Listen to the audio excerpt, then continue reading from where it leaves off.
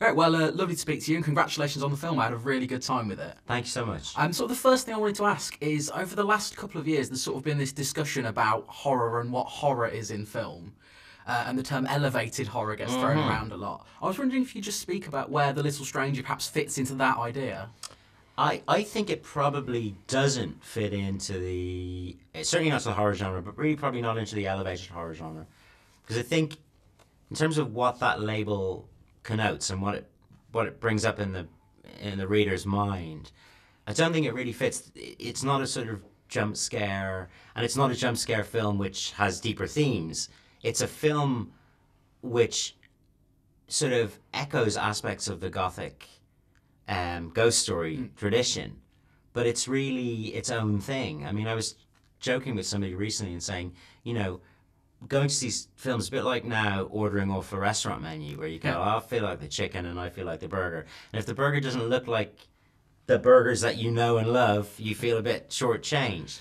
I think the best way to experience this film, which does have, there's a kind of period drama aspect, there is a sort of love story, there is a ghost story, but I think the best way to experience it with that restaurant analogy is that you walk in and there's a surprise or a kind of a tasting menu option. And the way you experience that, I think, as a consumer is you just go, okay, I'm going to open myself up, I'm going to let myself experience this as it comes to me, which is how I read the novel, because I didn't know anything about it. And when the kind of supernatural elements crept into the novel, I found that incredibly exciting because I didn't know it was going to happen.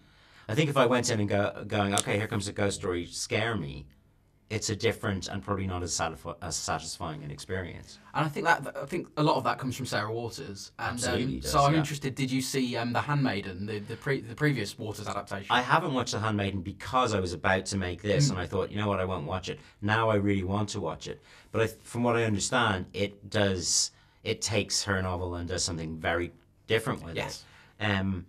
Here, I think we're pretty truthful, or pretty true to the essence of what she was doing while doing it in our own way. But yeah, very keen to watch the other one. And you're obviously working with Domhnall Gleeson again after Frank. I think Frank was the last time I heard him do his own Irish accent in a film. Do you know what? It's like Frank, Domhnall has been doing so many British, and the two of us, two Dubliners coming over to do posh Britain. Yeah, it's quite like fun. Cut glass English accent. Totally. Although what's brilliant about him in The Little Stranger is because he comes from a different background. He's not of that class initially. We left a little bit of Warwickshire in the accent, and he does that really well. And some of the vowels are still, distinctly country. Yeah, and the film's very interesting politically. You mentioned the sort of the class issues there, and it is kind of an England just coming into a Labour government and dealing with the change, particularly for people who lived in houses like this.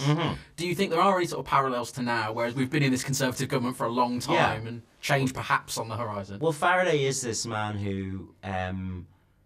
who's sort of at odds with himself. I mean, I think there's two ways of paralleling it, right? First of all, the class system in England isn't gone. It still operates, and if you look at people at the highest levels politically and in other areas, still a disproportionate number of people from public schools and all that stuff. And it is a period of great change when nobody quite knows what it means, and certainly at that time in the late 40s, what did it now mean to be British post-war? And I think people are struggling with that same question now. And there's a sort of an attempt to assert an older idea of Britishness. Whether that really relates to anything or not, I don't know, but that's certainly on the Leave side of the debate that was there.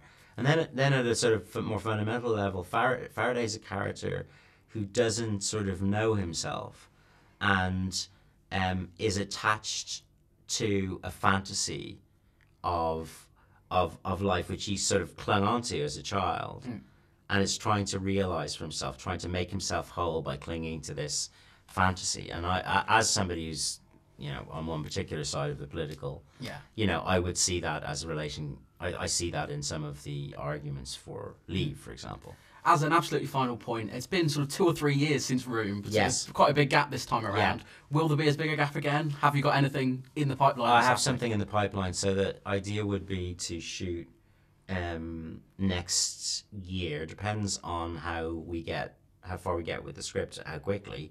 but we could shoot, summer next year. So I hope it will be probably a less, a year and a half gap rather than a 2 year or 3 year gap. Is it another big departure in terms of tone? Because this one, well, it's actually if it is the one that I think it is, it's late 60s into the 70s in New York, and it's a boxing film, so it is quite different.